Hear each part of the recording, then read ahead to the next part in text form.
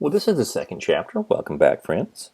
Randy, Saleh here, in case you forgot my name. Your instructor for Marketing 1311. We're going to look at a little bit of company and marketing strategy. If you've seen company strategy, if you've had a intro to business or business principles course, you've gone over some of this. So let's look at it. Strategic planning. Every business needs to be strategic, and in today's environment, that cannot be understated, can it? It's adapting the organization, take advantage of opportunities in a constantly changing environment. So, we usually start off somewhere with why are we even here? You like to say you start with why. Why do we do it? Not what we do, but why. Your mission statement is a statement of our purpose, all right, what we want to accomplish in a larger environment. Again, even that little side business you're thinking of, come up with the mission.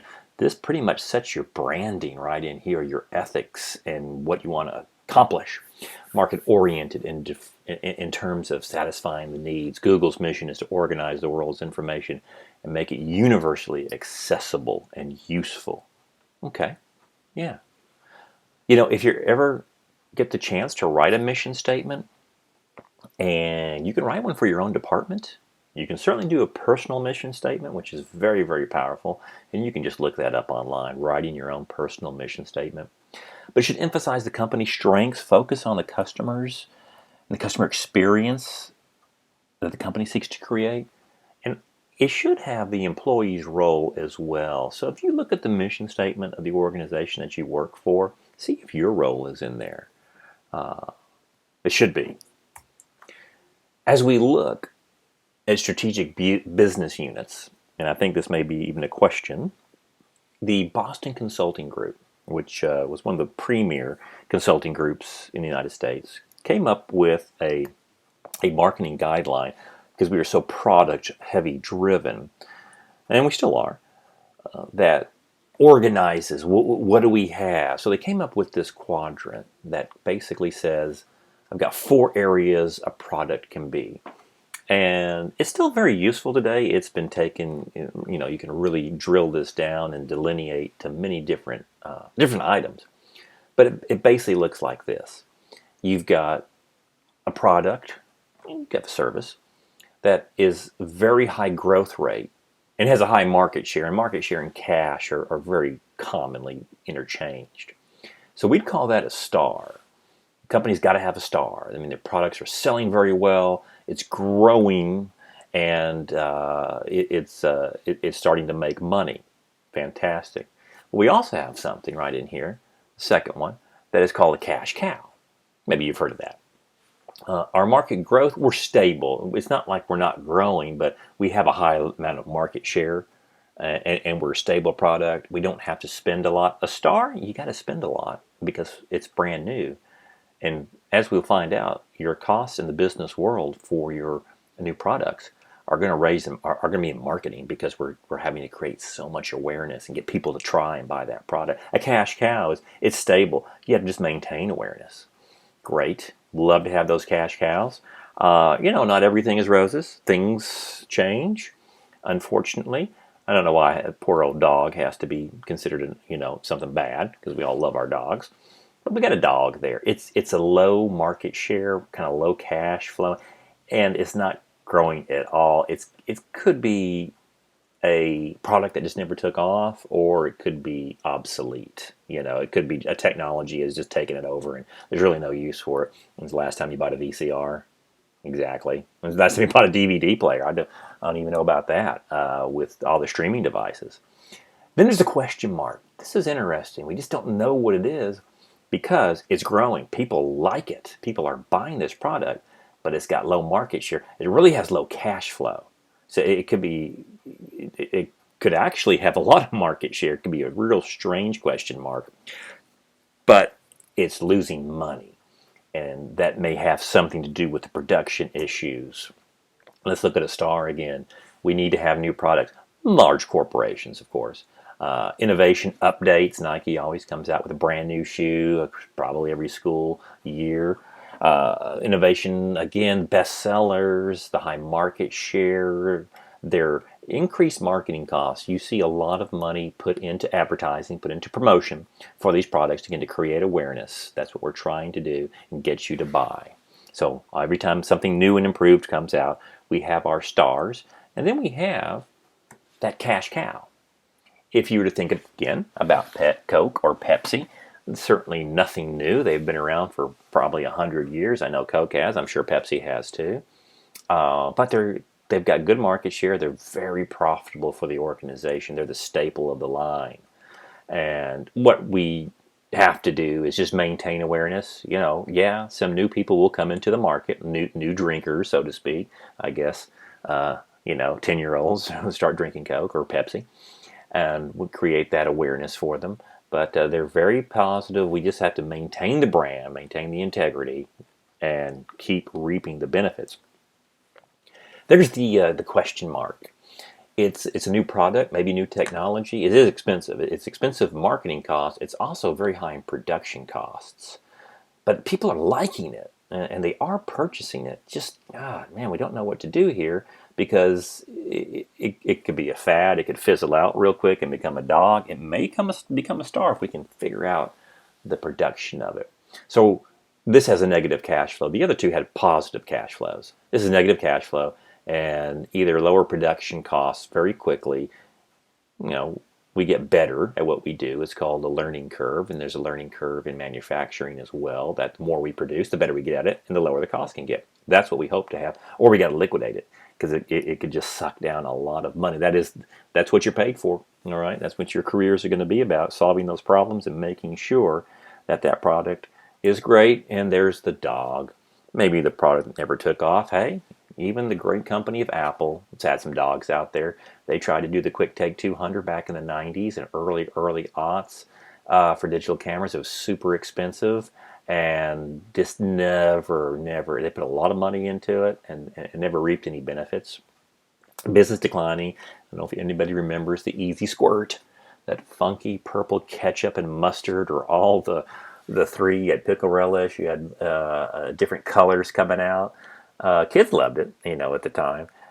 But mom and dad, I guess, didn't really like it, and they didn't want to buy it. And so had a low potential. Again, could have been a product like a VCR that's just being outdated so quickly. Used to be able to find some of those older products at Walmart, like maybe one or two. Now, eBay or Amazon, somebody, a vintage collector. So, what do we try to do in these business units? Pardon me. Well, we want to invest. The stars are what we want to have. We invest in our stars because we certainly hope they'll become cash cows, which means they've got great market share, great cash flow, and they're steady. The big question right in here and in your career: can you get this interesting question mark to be profitable? Maybe you make an argument that Tesla is that question mark, because they really haven't made any money. Maybe this is the year they do it. They're starting to, but it took a tremendous amount of learning. I mean, it's a lot of stuff, a very complicated car, but the end result, people do love them. They are, I believe, the Tesla S a couple of years ago was the only car to ever score a perfect 100 on Consumer Digest road test. The Porsche 911 came in at a 95. I mean, everything was perfect about it. So, of course, also a $100,000 car. And they weren't making money off of it. Again, don't have the market yet. So, there's other things that we'll look at that can be a question mark. What do we do here? We got to see what we can do to select the ones that we really believe can get into the star. And I'm sure the Tesla cars are starting to go in this direction. And maybe they're right in here now. And if they're not, then we got to bail, because you can just continue to lose money, and poor little doggy, got to liquidate, until it just becomes, they may be marginally profitable because we're not adding any more marketing costs into it. We just have it there to sell. But the second they become a negative profit, we just dump it. We got to liquidate that poor dog. What about growing? How do we grow products? In a nutshell, we got to look at something that's just, you know, very simple. You sell more of your product, okay? So we have an existing product. We got to really penetrate it, okay? We penetrate the market share. If that is, maybe we go into a global market, all right? Maybe we advertise more. We do more market development. If we have the existing product, maybe we haven't looked at all the possibilities of other customers. Maybe we were a little bit too small. I think Under Armour came out, in in the last 20 years as really marketing to athletes and professional athletes with their moisture with clothing, and that grew into the average athlete or the weekend athlete. It grew into new products. We can also grow that way. We have existing products. Again, depending on where we are. If we're a large corporation, we have to have new products. If we're a small business, we're just more than likely we can add some new services to it and bring in some new customers. Or we can do more product development for the larger corporations. Back to Under Armour, they started making more products for the weekend athlete. They went from shirts to shoes, and so they expanded their product line. But they had a very great core that loved their product, and it expanded through. And they brought in also new markets right in here for in development of women. It was usually a male brand at first, and of course, if you're ever going to be in the clothing area, you need to have women as your market, because women are going to outspend men, not even like 10 to 1 in any type of clothing. I made a mistake of liking Under Armour early, and they actually even had some fishing gear, which was new diversification. They could really use their technology of clothing into a lot of different type of products and into different markets. Anyway, I brought my wife to Dick's, and I said, I'm just going to grab a shirt right here, and what's that brand? Oh, it's Under Armour. In fact, I think they have a lot of nice women's clothes, which was my mistake. I walked away with a shirt on sale I got for $15, and my wife walked away with about 5 items at $350 and loves the product very much. So, joys of marriage. Strategic planning, my friends. Probably you've heard of a SWOT analysis, so we're going to go over it quickly here. If you're not, you're analyzing yourself and the competition. And in a SWOT analysis, we're looking at strengths, opportunities, weaknesses, and threats. Strengths are internal. Again, you can do this for the company that you work for right now. It's a great tool. I'm going to show you another tool after this called situation analysis. They both go hand in hand. But let's say you have an interview with an organization and you got that second interview, go in with a SWOT. Because they're going to ask questions about them. So, what do you know about us? And great business decision making element right here. So these are internal in an organization. Employees are internal. They can be a strength. Management, the business location, the expertise in the field, the model that we have, the business model that we have, our right target market, and we're profitable. The market share, information systems, the capital, the base we have. I mean, this list can go on and on, but we want to look everything that's very strong in our organization in strategic planning. But again, it's not outside, it's within the organization. Well, if there's a strength, is there a weakness? Yeah, and those are internal too. Depending on where you are, if you work for a very large organization, the decision-making process may be very slow, or it may be held within just the very top upper echelon of executives and who are not day-to-day with the customer. It could be inexperience. You just don't, you're in a very competitive market and you don't have the experience to thrive. Okay, low employee morale. Yikes. If you are a manager right now, if you are going into that and your employees have low morale, that is a tough one to overcome, because when it gets to low employment, when it gets to that point, I mean, things have really gone south, really gone bad for a while. That is definitely a weakness. Limited capital, man. we have so many great ideas, we just can't get the funding for these new product or ideas. So I want to know that, do we have limited capital? Underdeveloped business model, okay, that's a weakness. We don't have our target market straight. We are not, we're not getting, don't know where our sales are coming from. Market and of course share and location, those could be weaknesses. Now, when we look at opportunities and threats, those are in the external environment. That's the market. And we always want to have our finger on the pulse of this. The market, is it grow? Is it growing? Are there more potential customers? Are there great suppliers? If I'm in a market and I have a business and it's a service or a business, let's just say that, and there's only one supplier where I get my products to create my service or my materials, and I'm small, is that a weakness? Is it that would be, well, we'll call that into threats. If I have a suppliers that have unlimited suppliers, I can get my service or my product created or the materials I need from multiple vendors. Whoa, that means better pricing, better service, better time on that, better speed. Yeah. Technology, well, there's lots of, we're looking at mobile commerce, we're looking at wearables, we're looking at Internet of Things, manufacturing process, 3D printing, all sorts of opportunities. So you would want to find those for the business, for the organization that you work for. And again, it's like a nice big map, like you would write on a big whiteboard, and then you keep delineating that. Globalization, again, are there more economic countries and regions that could use our product or service? The economy, where are we? Are we recovery? Are we expansion? These can be opportunities. They can also be threats. And so we'll look at that next. Low inflation. Again, when consumer confidence is strong and business confidence is strong, that means more people are hiring, more people are getting jobs, and more people are spending money. Now, of course, the opposite's there too. There is the threat. Okay? There's and that's an external environment. I don't control threats. They come at me. I got to defend myself against them. Again, there's the market.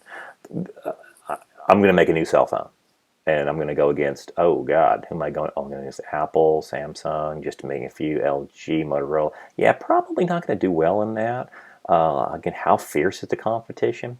Also in the market, are they declining market growth rates? See, I think this is what happened to Sears. They kept their same customer, which was probably my mother. My mother's now in her 80s. Okay. And she hadn't been to Sears forever, but she did. My dad, who's passed on after 13 years ago, but he loved Sears. But that was that older market that was the traditionalist. And so it was declining, and their sales were declining, and they just didn't ever seem to turn the tide fast enough. Limited suppliers. There we go. That's what I was trying to say in the first one. If there's only one or two suppliers for me in my business, and I'm small, the big people are going to get all of the attention, the big people, the big business. And so, yikes. Or the time frame, again, maybe they're overseas, and my wait time, everybody wants to get into Alibaba, which is, I think, the largest organization in the world, but that's in China. And depending on where you are, like if I'm going to order, that's where eBay power sellers and Amazon power sellers get a lot of their product. I'm trying to work on Christmas. I'm probably way too late because it's a 6-month back order, depending on what I order, and I had to order in lots of thousands. So again, where's that supply chain coming? Where's the limit? How fast do I get it? Am I limited? Technology.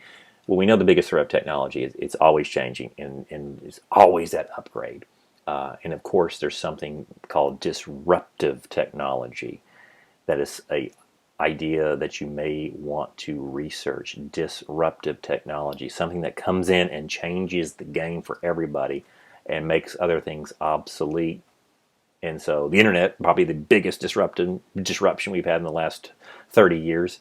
But we're seeing much more. And of course, the biggest disruption coming up is going to be artificial intelligence. So what do we do with this? Oh, whoa. What about global pandemics? Yeah, huge threat. It's interesting. We shouldn't have been so surprised with this, and yet we are, like we had no idea a pandemic was out there. And this is the 5th one of this millennium. We look at SARS, we look at MERS, we look at Ebola. We look at H1N1, and then we look at COVID-19, and they've all been progressively worse. Will there be one after this if this ever gets back to a manageable event? Sure. 8 billion people. There's a lot of things out there, and so what can we do? What would happen? And now this has given us the framework. What do we do when business is shut down? What do we do? How do we get that product to our customer? And how does our customer feel safe? Starbucks is doing something very interesting right now, and we will get into that when we look at Starbucks. And a lot of companies are having to quickly, on the fly, which we mean like right now, change their business models. Again, economic conditions, recessionary business cycles. Yes, don't think that just because Wall Street is doing so well right now, again, this is a fall course. As this becomes a spring course, maybe things have changed, but people are not having the spending power that they have. The traditional American consumer. That's just working folk. In the next year, things are going to be very different, very, very possibly. But can we plan for some of these? Well, what we try to do in a SWOT, we try to maximize our strengths. Okay, what are we doing great? We got to keep doing better and better. We look at weaknesses. What can we do? What can you do as a potential employee, boss, business owner? Limit that weakness. Limit the things that we're not good at so they don't just glare up at us. Always look for those opportunities to take advantage of and do our best to negate a threat. We know those threats are out there. Are we in position to have the smallest effect? Again, and some of that is just called contingency planning and modeling. If this happens, what will I do? And I think you're going to see that may be its own career field coming up. I mean, that would make tremendous sense, and I know it's out there. It isn't contingencies, but case studies, the worst case scenario, what happens to us, and how do we roll something out very quickly when it does. In strategic planning, again, overview here. In your life, you're going to have goals. In order to be effective, you have goals and objectives. So maybe you've heard of the SMART goal. I want to save some money. That's a goal. It doesn't mean anything because you could have $1 more in a year than you had the previous year. Yeah, goals need to be specific, measurable, attainable, relevant, and time limited. Let's flesh that out. A goal that is specific will answer these questions. What do I want to accomplish? What are the benefits of accomplishing the goal? Who's involved? What are the requirements and constraints? Okay, I want to save money. That doesn't mean anything. I want to save $20,000 in 1 year. That's very specific, isn't it? Tells me what I want to do. Let's keep going. It tells me I need to start saving. It tells me I'm involved. Let's go to measurable.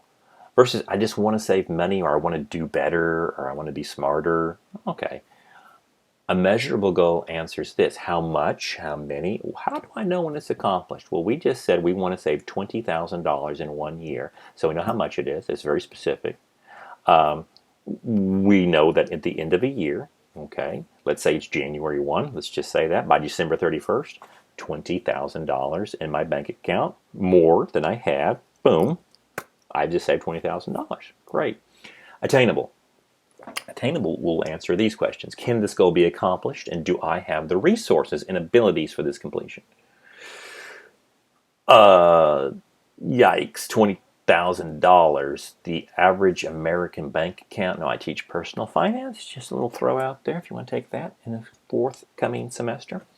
The average bank account for most Americans, take out the super rich, about 70% of Americans, is $600. So saving $20,000 a year is like, wow, I'm just going to shoot for the stars in one hit. And then when you don't hit it, you get, oh, I don't want to do a goal anymore. As you see, they don't work. Let's do an attack. What about $2,000? Take a zero off. $2,000 a year. Okay, that may be more attainable. That's $167 a month. Okay, that's $40 a week, basically. 41, 42.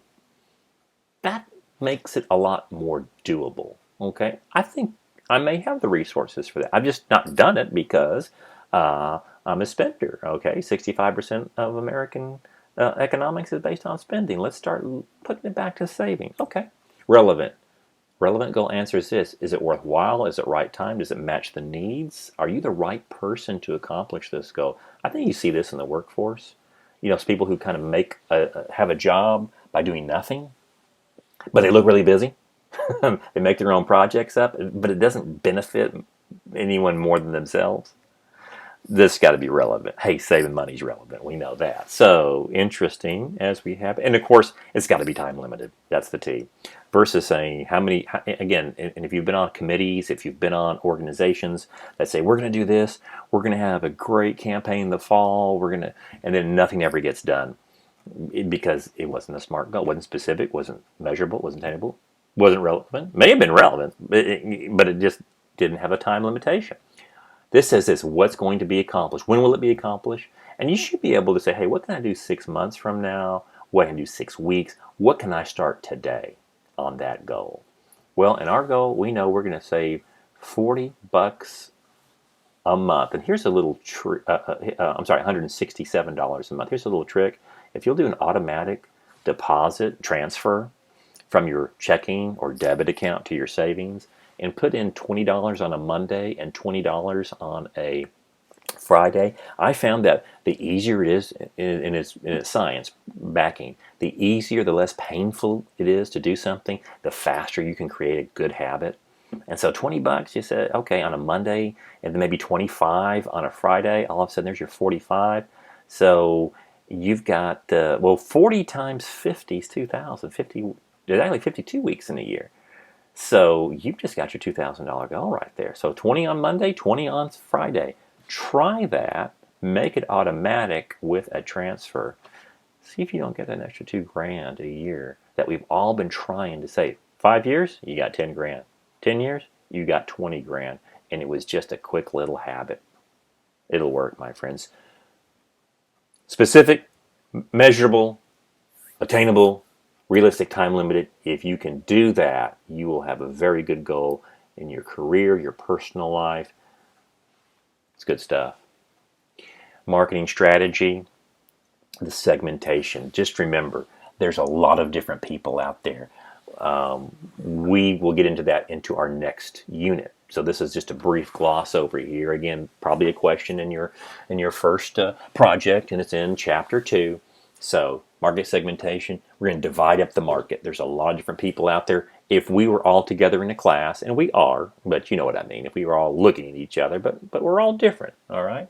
I'm going to read off some names in here. We got Landon, we got Ramon, we got Stephen, Carolyn, Edwin, Dylan, and some names that I'm going through real quickly. Zeke, Trenton. If we're all different. We probably all have different makeup, different income, different needs, different age. I may be younger than most of you. Well, stop that, reverse it. We're different stages of our lives. So an organization cannot look at all of us as, oh, you're all my target market. We have distinct groups of buyers. We have different needs. We have behaviors. We're all different. And we require separate products. Okay? So we're segmenting the market. If you think of the line in geometry, the line goes how far? The line is infinite. In order to measure in geometry a line, what do? We take a segment. They're called line segments, and that's when we can start measuring. So think of a market as that long infinite line, and we are taking out certain segments to find our target customer. Group of customers who respond a similar way given to marketing effects. Is anyone ready for the autonomous driving electric car? Google's put a lot of money into this. Apple says they're out of the business. I don't believe it. Tesla, that's a big part of them. Ford is trying to get into this market. Uber really wants this market. But that's a business to business right there. But, when it first came out, that's what the kind of car looked like. So it's going to be interesting to see, okay, who basically was that set, very specific set, who would be interested in a driverless car, and we'll look at that in the course. But you can see that what they create would be amazing, because if your car's in the garage right now, but in a given work day, if it's just sitting in a parking lot and it could go pick up your mother, if it could go shopping for you, yeah, yeah. Amazon's betting on that. But you can basically just pull that car in and your order's already there. I mean, we have Amazon delivery, but it could be doing different things. Interesting. The target, what we do when we segment, look at that. You know, we got to circle around that group. We have a lot of people. There's the segment. That means that's the group we're going after, and that's what target marketing is. We evaluate the segment and we say that segment matches the needs that we're trying to create, the problems we're trying to solve, and that could be the core set of customers that we're going after. That's called market targeting. Again, you find that in your book.